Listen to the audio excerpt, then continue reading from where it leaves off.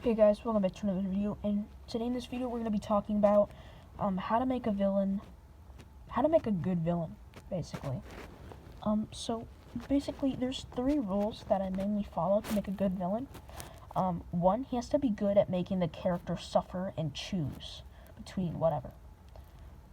So basically, yeah.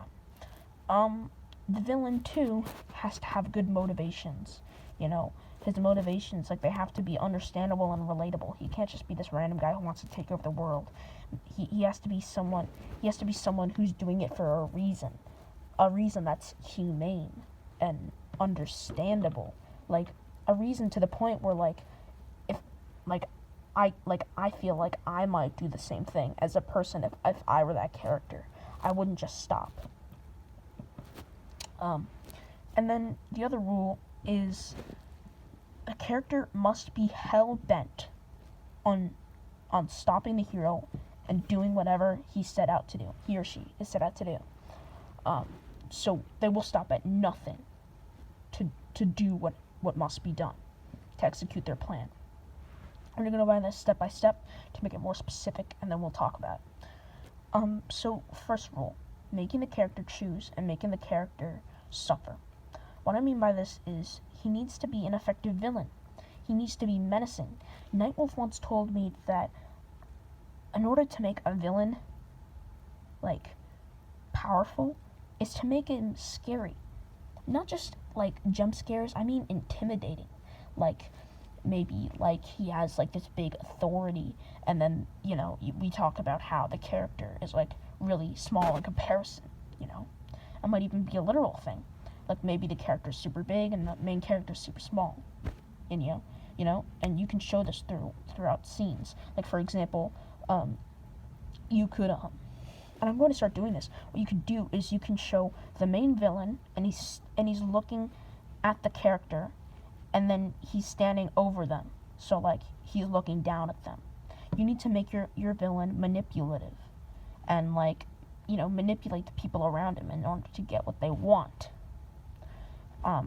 And essentially that makes him an effective and intimidating and scary villain. Next up, we talked about reasonable motivations. So when I say this, I mean we need to find out why this character is doing evil things. And it needs to be deep enough to the point where once we find out why he's doing, or why he or she's doing evil things, I'm going to refer to it as he, just because I keep, it's kind of a weird thing I just do.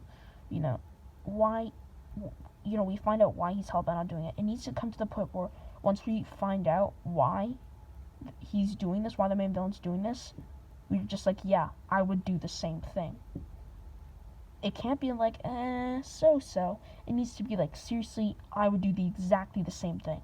So for example, if a character's fighting to end world poverty, but he's doing it by killing government leaders and taking control and seizing power of the world to make poor people rise up and stand up, I'd be yeah, I would do that. But you understand that but you'd be yeah, but I wouldn't kill government leaders. I would just manipulate them. So so you still know who the main villain is. You still know who the bad guy is. You can't have it too much to the point where the bad guy's the hero.